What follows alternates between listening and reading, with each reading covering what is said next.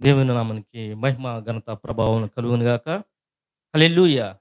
ఎంతవరకు మంచిగా ఉంచిన దేవునికి, దేవాతి దేవునికి అందరూ 2 చేతులు పైకెత్తి మరి హల్లెలూయా అందరూ. హల్లెలూయా! హల్లెలూయా! హల్లెలూయా! మరి నేను పరిచయం చేసుకోనక్కర్లేదు. ఎందుకంటే నేను గత 25 సంవత్సరాల నుంచి తెలుగు క్రైస్తవ సంఘంలో ఉంటున్నాను. నేను చిన్న ప్రాయంలోనే 17 సంవత్సరాల క్రితం మరి నా వయసు 17 సంవత్సరాలు అయినప్పుడు నేను కువైట్ దేశానికి వచ్చి ఉన్నాను. మరి 1999లో కువైట్ దేశానికి వచ్చి ఉన్నాను. నేను చాలా మందికి తెలిసి ఉన్నాను. అదేవిధంగా 2001 సంవత్సరంలో కువైట్ దేశంలో మరి యవ్వన సహవాసం పైన జరిగేది.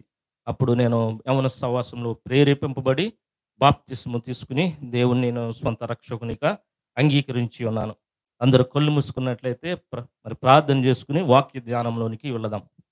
మహాపరిశుద్ధుడు మమ్మల్ని మిక్కిలిగా ప్రేమించుచున్న తండ్రి, నీ ఘనమైన, శ్రేష్టమైన, పరిశుద్ధమైన, ఉన్నతమైన నామానికి వందనములు, స్తుతులు, స్తోత్రములు చెల్లిస్తున్నాం తండ్రి. నాయన యవ్వన కాల సమయంలో తండ్రి ప్రభా, నాయన నీ సన్నిధానంలో యవ్వన సహవాసంలో నిలబడి నాయన ప్రభా, నీ వాక్యమును తండ్రి ప్రభా నా నోటి ద్వారా మీరు మాట్లాడించమని అడుగుచున్నాను.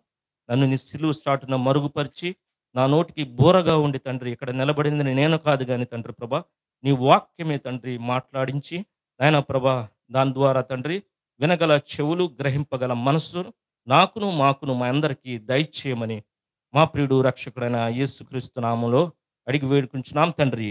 ఆమేన్. మరి మరి క్రైస్తవ సంఘాలలో అనేకమైన సంఘాలు ఉంటున్నాయి. మనము మరి ప్రతిరోజు ప్రతి సంఘాల కొరకు మాట్లాడుతూ ఉన్నాం. ఇక్కడ మనము సంఘము కొరకు ఈరోజు దేవుడు నీతో, నాతో, ప్రతి ఒక్కరితో మాట్లాడనై ఉన్నాడు. మరి మొదటి తిమోతికి రాసిన పత్రిక 3వ అధ్యాయము 15వ వచనము మనము చూడగలిగితే, అయినను నేను ఆలస్యము చేసిన ఎడల దేవుని మందిరములో అనగా జీవము గల దేవుని సంఘములో జనులు ఎలాగూ ప్రవర్తింపవలెనో అది నీకు తెలియవలెనని ఈ సంగతులను నీకు రాయిచున్నానని అపోస్తుడైన పౌలు గారు సరిపోతుందండి ఇక. అపోస్తుడైన పౌలు గారు తిమోతితో చెప్పుచున్నాడు. ఏం చెప్పుచున్నాడంటే మరి అయినను నేను ఆలస్యం చేసిన ఎడల అంటే అక్కడ అపోస్తుడు పౌలు గారు తిమోతి గారికి మరి సంఘములో ఉన్న మరి బాధ్యతల గురించి జ్ఞాపకం చేయడానికి ఈ పత్రిక రాసినట్లు మనము చూడగలుగుతున్నాము. ఇక్కడ మనము ఆధ్యాత్మికంగా మనము చూడగలిగితే 2 విషయాలు మనము ధ్యానం చేయనైనున్నాము. మరి మొదటిది ఏమిటంట? దేవుని మందిరం.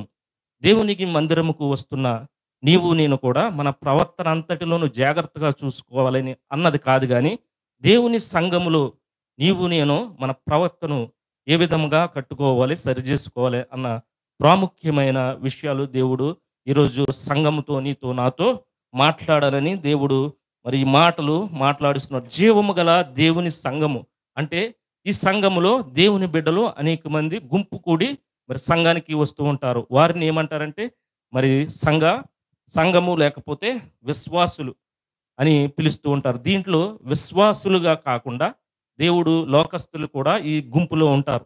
విశ్వాసులు, అవిశ్వాసులు మిళితమై దేవుని సంఘానికి వస్తూ ఉంటారు. వారు ఏం చేస్తారంటే దేవుని మాటలు వినడానికి వస్తుంటారు. విశ్వాసులు వస్తారు, అవిశ్వాసులు వస్తారు. దేవుని మందిరముకు వచ్చిన మనము మన ప్రవర్తన అంతటిలో ఏ విధముగా మనము చూసుకోవాలని ఇక్కడ మనకి నొక్కి ఒక్కానించి మరి ఆ, పౌలు గారు తిమోతి గారికి చెప్పుచున్నాడు. ఏంటంటే ఆయన ఆలస్యము చేయనని చెప్పుచున్నాడు. ఇక్కడ సంఘము కొరకు మాట్లాడుతున్నాడు. సంఘము అనగా మరి ఎఫెసీలు రాసిన పత్రికలో ఏ విధంగా పోల్చబడ్డదంటే సంఘము శరీరముగాను, దేవుని మందిరముగాను, మర్మముగాను, నూతన పురుషునిగాను, కన్యకగాను, సైన్యక వీరుని గాని ఇన్ని విధాలుగా అలంకార రూపంలో సంఘము మరి పోల్చబడి ఉన్నది. మనము ఇప్పుడు మందిరము కొరకు అంటే క్రీస్తు మరి సంఘము కొరకు దేవుడు ఈరోజు మనతో మాట్లాడనై ఉన్నాడు. మరి సంఘముకు వస్తున్న నీవు నేను కూడా మరి లోపట బయట సంఘములో ఏ విధముగా జీవించాలి, నీ జీవన శైలి ఏ విధంగా ఉన్నది అనే విషయాలు దేవుడు ఈరోజు మనతో మాట్లాడనై ఉన్నాడు. సంఘముకు వచ్చు వెళ్ళిపోయేవారుగా మనము ఉంటున్నామా, లేకపోతే సంఘంలోకి వచ్చిన మనము మన ప్రవర్తన అంతటిలో లోపట బయట అంటే మనము ఈ సంఘంలో ఇక్కడ కొంచెం ఈ పక్కకి వెళ్తే చాలామంది మరి చక్కగా కూర్చుని కబుర్లు చెప్పుకుంటూ ఉంటారు. సంఘానికి వస్తారు. కబుర్లు చెప్పుకుని ఉంటారు. ఆ విధంగా మనము లోపల ఒక రకంగాను బయటికి వెళ్ళిన వెంటనే ఈ ఆవరణము దాటిన వెంటనే మన ఇష్టానుసారమైన జీవితాలు జీవించేవారుగా ఉంటున్నాము. అటువంటి వారి కొరకు సంఘములో మరి తిమోతి గారికి చాలా ప్రాముఖ్యమైన విషయాలు మరి తెలియజేస్తూ ఉన్నాడు. యేసు ప్రభు గారు మరి ఏం చెప్తున్నారంటే సంఘానికి మరి అప్పుడులో యేసు ప్రభు గారు మరి భూమి మీద ఉన్నప్పుడు కాలంలో ఆయన మత వాతావరణం మనము పరిశీలన చేసినప్పుడు అప్పుడు మరి ఎవరంటే శాస్త్రులు పరిసయ్యులు ఏం చేసేవారంటే ధర్మశాస్త్రాన్ని బోధించేవారుగా వారు ఉన్నారు. వారు ఏ విధంగా ఉన్నారంటే ఇతరులకు ఖండితముగా ధర్మశాస్త్రాన్ని బోధించేవారుగా వారు ఉన్నారు కానీ వారు పాటించేవారుగా లేరు. వారిని చూసి యేసు ప్రభు గారు ఏమి అంటున్నాడంటే ఇక్కడ గో వేషధారులైన శాస్త్రులారా పరిసయ్యులారా అని పిలుస్తున్నాడు. వీరు ఏ విధంగా ఉన్నారంటే సంఘములో వారు ఎంతో భక్తిపరులుగా దేవుణ్ణి నమ్ముకున్న వారుగా కనబడాలని ఇతరులకు కనబడవలెనని వారు జీవితాలను మరి దాచిపెట్టువారుగా మరి లేని దానిని ఉన్నట్టుగా చూపేవారుగా సంఘాలకు వచ్చేవారుగా అటువంటి వారు మన సంఘాల్లో కూడా లేకపోలేదు. అందుకే దేవుడు ఈరోజు సూటిగా నీతో మాట్లాడుతున్నాడు, నాతో మాట్లాడుతున్నాడు. ఏమంటున్నాడంట మరి వేషధారులైన శాస్త్రులారా పరిసయ్యులారా అని ఇక్కడ పిలుస్తూ ఉన్నాడు. ఇక్కడ వీరు ఏం చేసేవారంటే ధర్మశాస్త్రాన్ని మీరు ఖచ్చితంగా పాటించాలి అని మత బోధకులు వారు మరి ఏం చెప్పేవారంటే వీరికి ఖండితముగా మీరు పాటించాలి, ఇది చెయ్యాలి అని వారి మీద రుద్దేవారుగా వారి యొక్క కోరికలను వారి యొక్క ఆశలను తీర్చుకోవడానికి ఇంకా అనేకమైనవి వారి మీద వేసేవారుగా కనపడుతూ ఉన్నారు. అయితే యేసు ప్రభు గారు ఇటువంటి వారిని ఎలాగంటున్నాడంటే వీరిని అయ్యో వేషధారులైన శాస్త్రులారా పరిసయ్యులారా అని పిలుస్తున్నాడు. వీరు ఏ విధంగా జీవించేవారంటే వీరు తమకు మరి దేవుని పట్ల ఎంతో ఇష్టముగా నమ్మకంగా ఉన్నామని జీవించేవారు. కానీ వారు ఏకాంతంగా ఉన్నప్పుడు వారు మరి మనం చూసినప్పుడు వారు ఎంతో మరి పాపముతోనూ మరి అదే విధముగా పూర్తిగా చెడిన వారుగా కనబడుతూ ఉన్నారు. ఎప్పుడైతే వారు ఏకాంతముగా మరి బయట ఉంటున్నారో వారి జీవితాలు వారికి అద్దంలో కనబడుతున్నట్టు ఉన్నాయి. ఎదట ఒకలాగా వెనకాల ఒకలాగా ఏమంట ముసుగు అనమాట. ముసుకేసుకుని ఉంటారు వాళ్ళు. ఎదర ఒకలాగా వెనకాల ఒకలాగా. అందుకే దేవుడు చెప్పుచున్నాడు మరి ఇక్కడ అటువంటి వారిని యేసుక్రీస్తు ప్రభు వారు ఏమంటున్నాడంటే అయ్యో శాస్త్రులారా పరిసయ్యులారా అని చెప్పుచున్నాడు. వీరు మనుషులకు కనబడవలెనని వారు అనేక పరిచర్యలు చేస్తూ ఉంటారు. మనము అనేక సంఘాల్లో చూస్తూ ఉంటాము. వారు దేవుని వాక్యమును అంతగా పట్టించుకోరు కానీ సోషల్ మీడియాలో ఏదో పెద్ద మేమే ఈ సంఘాన్ని నడిపిస్తున్నామని లేకపోతే ఫలానా సంఘ సభ్యులుగా నేను లేకపోతే ఆ సంఘము లేదన్నట్టుగా వారు పోస్టులు పెడుతూ ఉంటారు. అటువంటి వారి కొరకు వారు ఏం చేస్తారంటే సంత వీధుల్లో వారు మరి అగ్రస్థానాన్ని కోరుకునే వారిలా ఉంటున్నారు. సంఘాల్లో అటువంటి వారు ఉన్నారు, జాగ్రత్త అని దేవుడు ఈరోజు నీతో నాతో హెచ్చరిస్తూ ఏమంటున్నాడంటే అటువంటి వారిని సున్నపు కొట్టిన సమాధితో పోల్చబడుతున్నాడు. యేసు ప్రభు గారు అంటున్నాడు అనమాట. అప్పుడు శాస్త్రుల్ని పరిచయాల్ని ఎవరితో పోలుస్తున్నాడండి? సున్నపు కొట్టిన సమాధులు. మనం చూస్తాం కదా మన దేశంలో లూథరన్ మరి సంఘాల్లో అయితే సమాధులు ఎంత చక్కగా అలంకరిస్తారో, చక్కగా రంగులేసి నేపరాళ్ళతోటి మళ్ళీ పాలరాయితోటి చక్కగా అలంకరిస్తారు. కానీ అది వెలుపటికి ఎంత సుందరంగా ఉన్నప్పటికీ లోపట ఎముకలు కుళ్ళిపోయి కల్మసముతోనూ మరి అది నిండి ఉంటుందని ఇక్కడ చెప్పుచున్నాడు. ఎందుకు ఎంత విధిగా యేసు ప్రభు గారు చెప్పుచున్నారంటే ఇక్కడ మనము లేఖనాలను మరి చూసినట్లయితే పదే పదే వేషధారత వారిలో ఉన్న వేషధారణ బహిర్గతము చేయాలని దేవుడు వారితో మాట్లాడుతున్నట్టు మనము చూడగలుగుతున్నాం. మరి అదే విధంగా సంఘములకు వస్తున్న మనము, సంఘములో విశ్వాసులుగా ఉన్న మనము ఏ విధంగా జీవించాలంటే ప్రత్యేకంగా పరిశుద్ధంగా జీవించాలని దేవుడు నీతో నాతో ఈరోజు మాట్లాడుతూ ఉన్నాడు. దేవుడు ఈ సంఘానికి ఎవరిదండిది? సంఘము దేవుని సంఘము. మనము చాలా మంది ఏమనుకుంటామంటే ఆ సంఘములో పలానా సంఘము ఎంతో ప్రసిద్ధి చెందిన సంఘము, ఆ సంఘములో నేను సభ్యునిగా ఉండాలని కోరుకుంటారు. కానీ ఆ సంఘంలో నేను ఉండాలి, ఆ సంఘంలో నేను పాటలు పాడాలి, ఆ సంఘంలో నేను మెసేజ్ చెప్పాలి, ఆ సంఘంలో నేను ఉంటే సరిపోతుంది అనుకుంటారు. కానీ ఇక్కడ జీవము గల దేవుని సంఘములో అంటే ఇది యేసుక్రీస్తు ప్రభువారు తన స్వరత్వమిచ్చి నిన్ను నన్ను కొని ఉన్నాడు. ఆయన వెల చెల్లించాడు నీ కొరకు నా కొరకు. మనము వచ్చువారుగా వెళ్ళువారుగా ఉంటే దేవుడు ఒక రోజున నిన్ను నన్ను అడుగుతాడు. ఈ సంఘము ఎవరిదంటే ఎవరి మీద అధికారం లేదని ఇక్కడ మరి పౌలు గారు లేకపోతే తిమోతి గారు చెప్పుచున్నారు. ఏమని చెప్పుచున్నారంటే మనము చూడగలిగితే సంఘము దేవునిది, ఈ సంఘము యేసుక్రీస్తు ప్రభువారిది అని వారు నమ్మారు, వారు విశ్వసించారు, వారు యేసుక్రీస్తు ప్రభువారిని ప్రకటించారు. ప్రకటించడమే కాదు కానీ వారు అనేక మందిని మారు మనసులోనికి లేకపోతే సంఘ అభివృద్ధికి వారు పాటుపడినట్లు మనము చూడగలుగుతున్నాం. అందుకే ఇక్కడ దేవుడు సంఘము అంటే ఇక్కడ తిమోతి గారికి చెప్పుచున్నాడు అనమాట. ఏం చెప్పుచున్నాడు? దేవుని సంఘం బట్టి సంఘము యొక్క సభ్యులు ఏ విధంగా ప్రవర్తించాలి, వారి నడవడిక ఏ విధముగా ఉండాలని ఇక్కడ పత్రిక రాసి మరి మనకి ఆయన ప్రామాణికముగా వారు అంగీకరించి మనకు తెలిపినట్లుగా మనము చూడగలుగుతున్నాం. విచారకరం ఏంటంటే మరి క్రైస్తవ సంఘంలో అనేకులు మరి వారి ఇష్టానుసారంగా జీవిస్తూ ఉన్నారు. అటువంటి వారి కొరకే ఇక్కడ సంఘము కాపరులు కానీ విశ్వాసులు కానీ పరిచర్యలు కానీ ఎవరైనా సరే ఈ సంఘము ఎవరిదంటే యేసు క్రీస్తు ప్రభువారిది. ఆయన సంఘానికి శిరస్సు అయి ఉన్నాడు. మరి అందుకే కదా ఆది అపోస్తులైన వారు ఏం చేశారంటే వారు యేసుక్రీస్తు అనే బండ మీద సంఘాన్ని కట్టామని వారు ప్రకటించారు. అందుకే చెప్పుచున్నాడు ఇది సంఘము ఎవరిదంట? యేసు క్రీస్తు ప్రభువారి సంఘము. ఈ సంఘములో మనము ఏ విధంగా ఉండాలంటే మన చిత్తానుసారముగా మన ఇష్టానుసారముగా ప్రవర్తించకూడదు. మనము మరి కేవలం మన కోరికలు తీర్చుకున్న వారుగా మనము ఇహలోకమైన సంబంధమైనవన్నీ తీసుకొచ్చి సంఘాలలో మరి మరి పరిచర్య చేసి మనము సంఘాన్ని గలిబిలి చేయువారుగా ఉన్నాం. ఎవరైతే మరి బాధ్యతలు అప్పగించారో వారు ఇహలోక సంబంధమైన వారి కోరికలు నెరవేర్చుకోవడానికి దేవుని సంఘాన్ని ఉపయోగించుకుంటున్నారు. ఈరోజు మనము అనేక మందిని చూస్తున్నాం. సంఘాలు ఎందుకు అభివృద్ధి చెందుతలేదంటే ఇక్కడ ఒక లోపల ఒక రకంగాను బయట ఒక రకంగాను జీవిస్తున్నారు కనుక సంఘంలో విస్తరణ లేదు. ఈ విస్తరణ ఎందుకు లేదంటే నన్ను బట్టి నేను ఎక్కడ నుంచిని బోధిస్తున్నానంటే నా జీవితము పరిశుద్ధంగా ఉండాలని దేవుడు కోరుకుంటున్నాడు. నేను పరిశుద్ధంగా లేనప్పుడు ఇతరులు ఏ విధముగా సంఘాన్ని విశ్వసించి వస్తారు?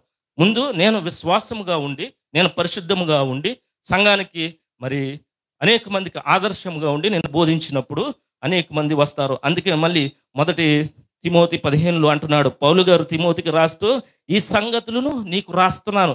ఏం రాస్తున్నాడంటే ఈ సంగతులు నీ చిత్తానుసారంగా ఒకవేళ సంఘాన్ని నడిపిస్తావేమో, నీ ఇష్టం వచ్చినట్టు నీవు నడిపిస్తావేమో, నీకు అధికారం లేదు. నీవు మరి అపోస్తుల బోధలో ఏ విధంగా అయితే అపోస్తులు బోధ ఆది అపోస్తులు బోధ చేశారో ఆ బోధ ప్రకారము నీవు నేను మరి సంఘము నడిపించాలని అపోస్తుడైన పౌలు గారు తిమోతికి నొక్కి వక్కాణించి ఇక్కడ చెప్పుతున్నట్లు మనము చూస్తున్నాము. మరి మన సంగతి ఏంటి? మన సంఘాలలో మనము ఎవరిని ప్రకటిస్తున్నాము? సంఘాల్లో అనేక సంఘాల్లో ఉన్నాయి. ఆ సంఘాల్లో ఎప్పుడు చూసినా మరి నీవు విశ్వాసికి నిత్య జీవంలో నడిపించడానికి ఎటువంటి మాటలు మీరు చెప్తున్నారు? ఎప్పుడైనా నిత్య జీవంలోనికి సంఘాన్ని నడిపించడానికి ఆయన రెండవ రాకల్లో వచ్చినప్పుడు సంఘాన్ని ఎత్తబడే సంఘంగా ఆయుత్తపరచడానికి ఎక్కడైనా మనము వాక్యాన్ని బోధించే వారుగా ఉన్నామా? లోకానుసారమైన కోర్కెలను లోకానుసారమైన కట్టడలను కట్టడానికి ప్రసిద్ధి చెందిన దానిగా చూడడానికే తప్ప ఆత్మల పట్ల భారము ఎవరికీ కలిగి లేదు.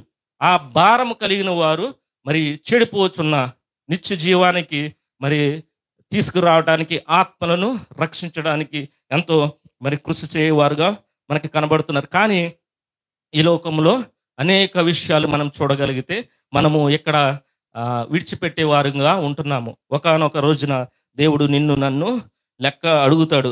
అందుకే యేసు ప్రభు గారు ఏం చెప్తున్నారంటే మరి సమస్త ప్రవక్తనలోనూ పరిశుద్ధులై ఉండిరి అని చెప్పుచున్నాడు. పరిశుద్ధతగా ఇప్పుడు నీవు నేను మారబడతాము అని దేవుడు మాట్లాడుతున్నాడు. పరిశుద్ధంగా ఇప్పుడు మనము మారతాము అని మనము తెలుసుకుంటే దేవుని వాక్యము బోధించిన దానిని విన్న దానిని మన జీవితంలో అనువాదించుకుని దాని ప్రకారము జీవించినప్పుడు నీవు నేను కూడా పరిశుద్ధులుగా మార్చబడతాము. అప్పుడు మనలో పరిశుద్ధత అనేది వస్తుంది. నీవు నేను కూడా పరిశుద్ధముగా దేవుని సన్నిధానంలో ఆయన ఎదుట నిందారహితులుగా నిలబెట్టడానికి మనకి దేవుడు సహాయం చేస్తాడు.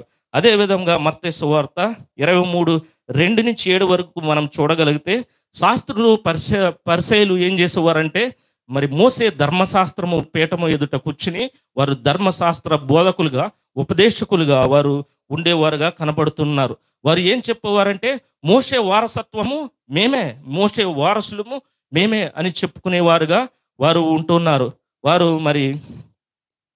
వారు వేరే వాళ్ళకి చెప్పేవారుగా ఉన్నారు కానీ, వారి క్రియలకును వారి మాటలకు పొసగన లేదు. చాలామంది ఏం చేస్తారంటే సంఘాలలో ఇతరుల పట్ల మీరు ఇలా ఉండాలి, మీరు అలా ఉండాలి, మీరు ఇలా ఉండాలని చెప్తారు కానీ, వారు చేసే క్రియలకు, వారు జీవించే జీవన విధాన శైలికి పొసగదనమాట.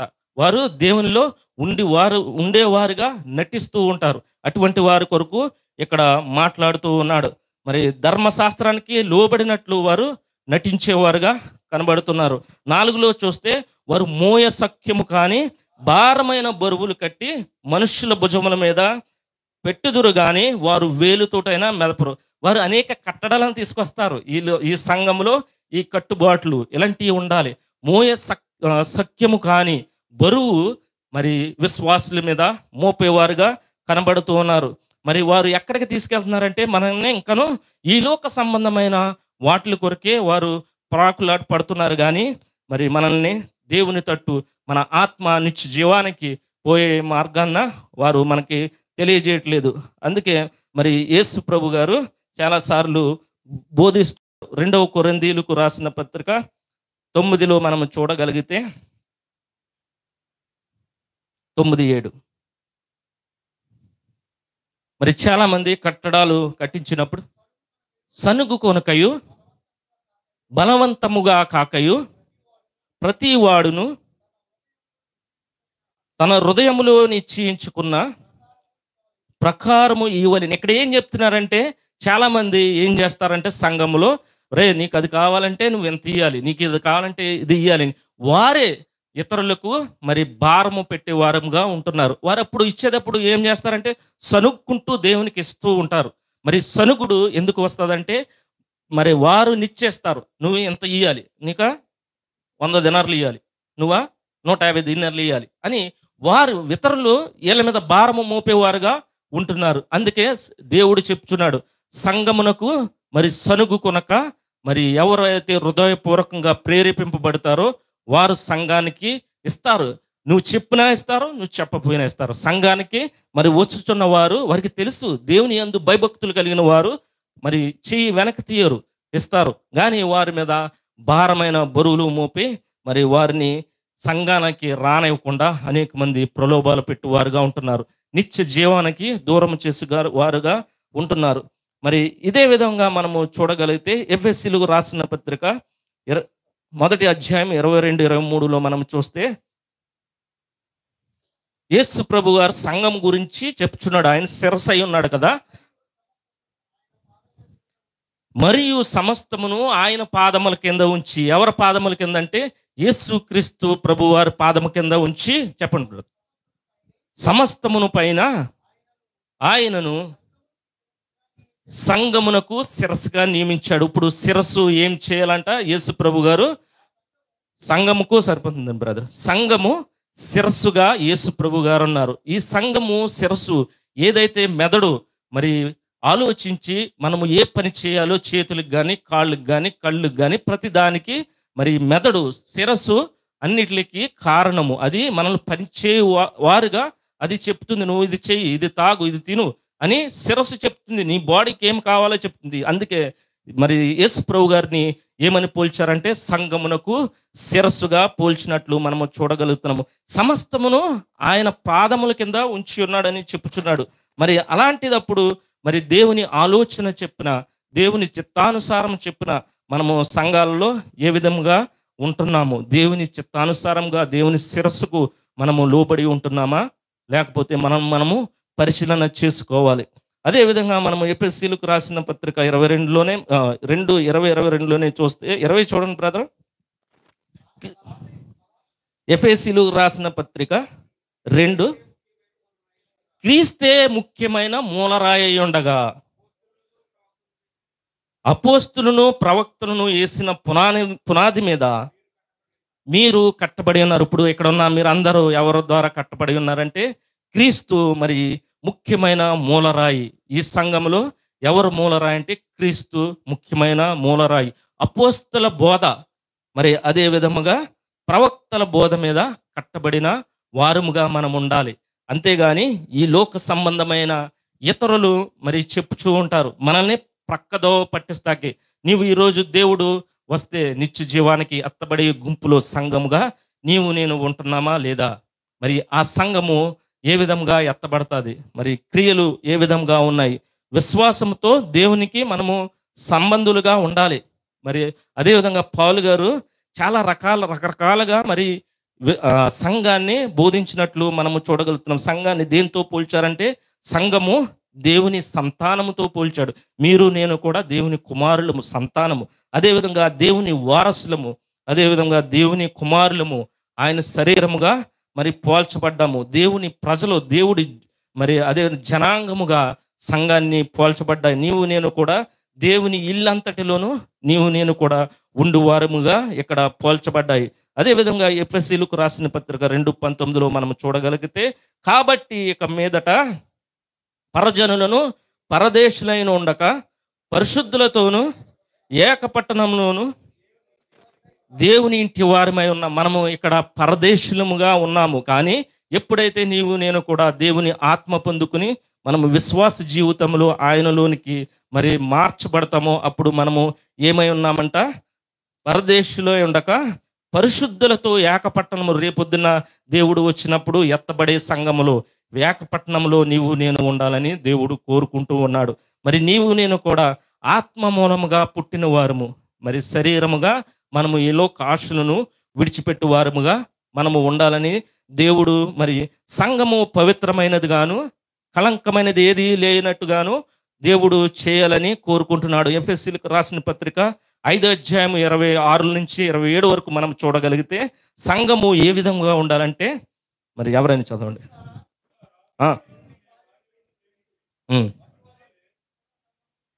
క్రీస్తు కూడా సంఘమును ప్రేమించి అది కళంకమైనను ముడత అయినను అట్టిది ఏదైనను లేక పరిశుద్ధమైనది గాను నిర్దోషమైనది గాను మహిమ గల సంఘముగాను ఆయన తన ఎదుట దానిని నిలబెట్టుకొనవలెనని వాక్యముతో ఉదక స్నానము చేత దానిని పవిత్రపరిచి పరిశుద్ధపరచుటకై దాని కొరకు తన్ను తాను అప్పగించారు. బ్రదరు, ఇక్కడ ఏంటంట? నీవు నేను కూడా ఏం చేయాలంట? నిర్దోషముగా నిష్కలంకముగా ఆయన ఎత్తబడే సంఘములో, ఆయన రాజ్యంలో ఉండాలని యేసు ప్రభువు వారు మరి ఎత్తబడే గుంపు కొరకు మరి విజ్ఞాపన చేస్తున్నాడు. ఆయన నీవు నేను కూడా ఎత్తబడే గుంపులో ఉండాలని. ఆ గుంపు ఏ విధంగా ఉండాలంటే, మరి యేసు రాకడ సమీపముగా ఉన్నది కనుక నీవు నేను కూడా నేను దేవుని రాజ్యం ఇప్పుడు సమీపంగా ఉందంటే నేను ఎత్తబడే గుంపులో ఉన్నామని మనము మరి హృదయం మీద మనము ఎలా చేయి వేసుకుని చెప్పగలదుమా? మనము పరిశీలన చేసుకోవాలి. ఎత్తబడే గుంపులో ఉండాలంటే మరి మన ప్రవర్తన ఏ విధంగా ఉండాలి? దేవుని సన్నిధానంలో దేవుడు నీతో నాతో మాట్లాడుతున్నాడు. ఇది నా మాటలు కావు, ఇవి మరి దేవుడు బైబిల్లో రాయించాడు నీ కొరకు నా కొరకు. మన జీవన శైలి ఏ విధంగా ఉండాలని మరి బాధ్యత తెలియకుండా మనము ఈ లోకంలో జీవిస్తే యేసు ప్రభు గారు 2 రాకల్లో వచ్చినప్పుడు మనము విడవబడే వారంగా ఉంటాము. ఎంత రోధించినా మనము దేవా నీ కొరకు నేను పాటలు పాడాను, దేవా నీ కొరకు అది చేశాను, ఇది చేశాను, నేను అన్ని కార్యాలు చేశాను, అవి కట్టాను, ఈ కట్టాను అంటే నువ్వు ఎవడవో నాకు తెలియదు అవతల పో అంటాడు దేవుడు. ఏమంటాడు? నువ్వు ఎవడవో నాకు అసలు తెలియదు అంటాడు. మనము అందుకే హృదయము మరి దేవునికి ఇవ్వాలి. మనము యేసుక్రీస్తు వారు ఈ లోకానికి వచ్చాడని నీ కొరకు నా కొరకు, నీ పాపముల కొరకు నా పాపముల కొరకు ఆయన సిలువ యాగము చేశాడని, నిన్ను నన్ను రక్షించడానికి ఆయన సిలువలో తన రక్తమును కార్చి చనిపోయాడని, తిరిగి లేచి పునరుద్ధానుడయ్యాడని మనము విశ్వసించి మన పాపమును మనము ఒప్పుకున్నప్పుడు ఆయన నిన్ను నన్ను నీతిమంతులుగా చేయుటకు, నిన్ను నన్ను నిత్య జీవ వారసులుగా చేయుటకు ఆయన ఇష్టపడుతున్నాడు. విశ్వాసము కలిగి మనం పరీక్షించుకోవాలి. అదే విధముగా మనము మరి చనిపోకముందే దేవుణ్ణి ఎరిగి ఉండాలి. చనిపోయిన తర్వాత మనము నిత్య జీవానికి వారసులమగుటకు ఎటువంటి మరి సమయము ఉండదు. మనము బ్రతుకుండగానే నీవు నేను కూడా బ్రతుకుండగానే దేవుణ్ణి విశ్వసించి ఆయన సార్వత్రిక సంఘములు, ఎత్తబడే సంఘములు, అంటే సార్వత్రిక సంఘం అంటే ఈ భూమి మీద ఉన్న ప్రతి సంఘములు కలిసి ఆయన వచ్చినప్పుడు ఎత్తబడతాయి. అటువంటి సార్వత్రిక సంఘములు, గుంపులు నీవు నేను ఉండాలని దేవుడు కోరుకుంటున్నాడు.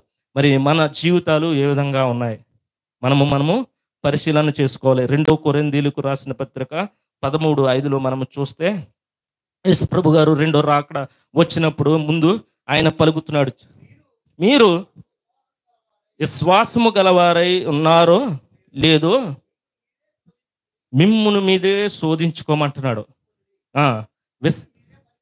మిమ్ములు మీరే పరీక్షించుకోవాలి. ఎవరు వచ్చి మనల్ని పరీక్షించరు. మనం ప్రతిరోజు మనము పరీక్షించుకోవాలి. మనము విశ్వాసముగా ఉన్నామా లేవా, దేవునిలో ఏ విధముగా మనము నడుస్తున్నాము. అదేవిధంగా మనుషులు అది కదండి, 1 కొరింథీయులు రాసిన పత్రిక 11:22 చదువు.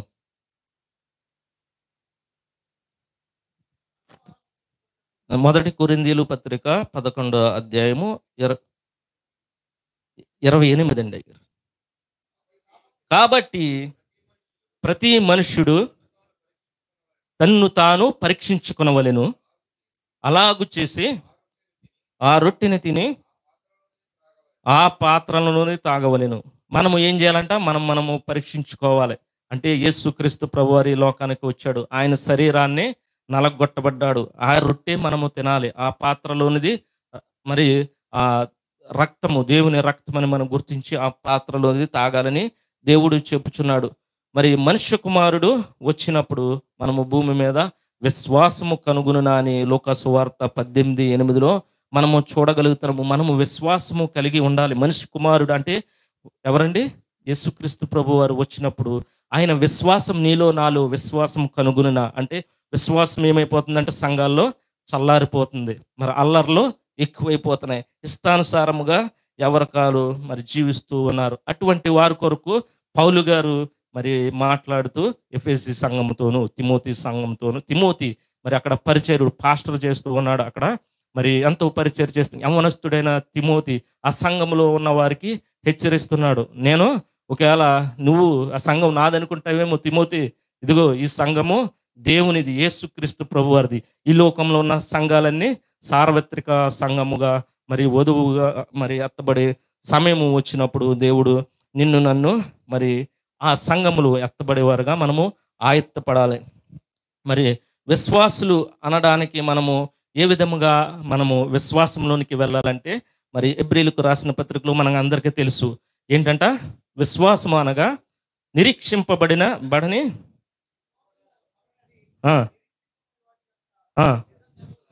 నిరీక్షింపబడిన వాటి యొక్క నిజ స్వరూపం ఏంటంట, అదృశ్యమైనవి. అంటే పరలోకము అదృశ్యమైనది, ఎవరూ చూడలేదు.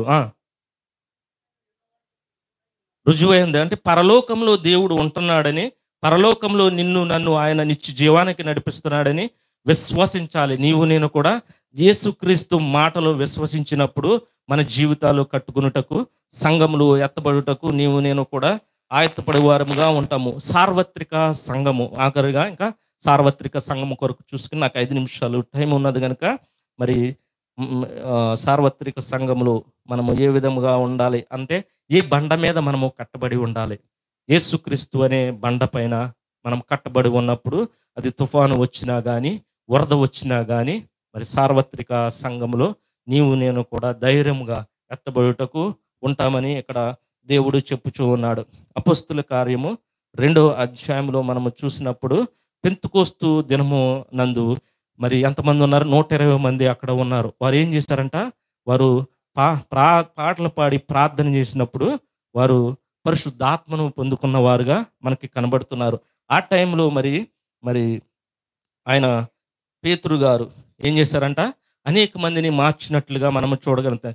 ఎప్పుడైతే ఇక్కడ నిలబడి పరిశుద్ధముగా జీవిస్తామో, పరిశుద్ధముగా సంఘములు వాక్యాన్ని బోధించే వారంగా ఉంటామో, మరి అప్పుడు పరిశుద్ధాత్మను పొందుకుని మన కార్యములు దేవుడు మనలో ఉండి ఆయన కార్యాలు జరిగించాడు. మనము వాక్యం చెప్పినప్పుడు ఏం చెప్తున్నాము, ఆ వాక్యమును ఇతరుల్లోకి మరి ప్రేరేపింపబడి మరి రక్షణలోనికి మారతారు. ఆయన అదే విధంగా మరి ఎంతమందిని మార్చాడు? రెండోసారి 5,000 మందిని రక్షించినట్లుగా దేవుడు మరి వాక్యములు రాయించి ఉన్నాడు. అదేవిధంగా మూడోసారి లక్షలాది మంది మరి మారు మనసు పొంది బాప్తిస్మలోనికి వచ్చి ఉన్నారు. తెలుగు క్రైస్తవ సంఘము ఎందుకు ఎదుగుతూ లేదంటే మన పరిశుద్ధత జీవితము మనలో ఉందా లేదా? ఎందుకు మనము విస్తరించట్లేదు? దేవుని సంఘంలో ఏ కార్యాలు జరిగిస్తున్నాం మనము? సంఘంలో ఎటువంటి మరి సనుగులు, ఎటువంటి గొనుగులు ఉంటున్నాయి? మీరు భారము ఎందుకు మరి విశ్వాసుల మీద మోపుతున్నారు? విశ్వాసులు ఎందుకు చెదరిపోతున్నారు? సంఘము మరి అంచులంచులుగా ఎదగాలి, కానీ సంఘము కిందకి వెళ్ళిపోతుంది. తెలుగు క్రైస్తవ సంఘము భారము కలిగి మరి అనేక దేశాలలో మరి దేవుని సువార్త ప్రకటిస్తున్నారు.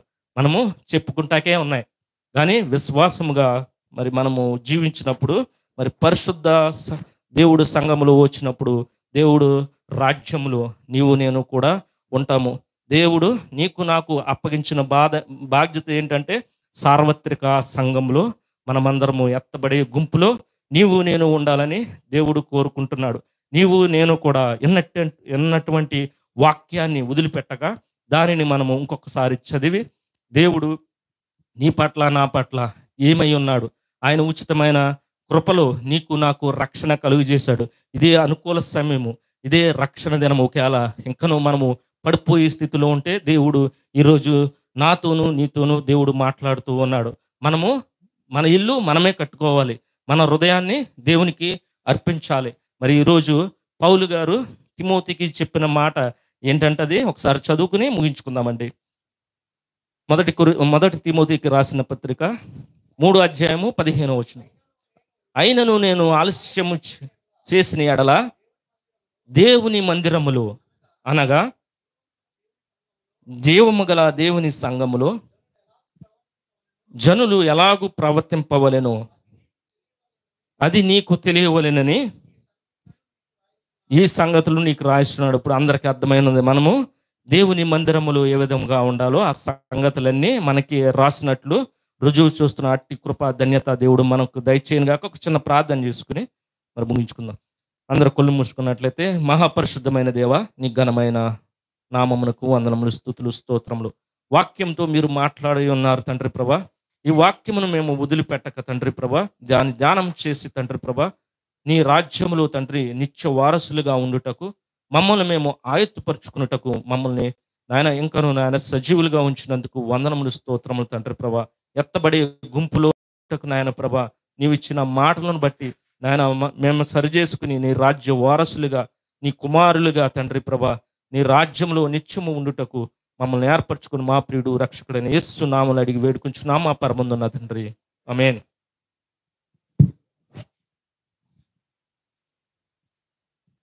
థ్యాంక్ యూ బ్రదర్ కప్పల నరేష్ గారు. చక్కటి వాక్య సందేశాన్ని మనకి చెప్పిన రీతి పట్ల, మనం సంఘాల పట్ల, మన వ్యక్తిగత జీవితాల పట్ల మీరు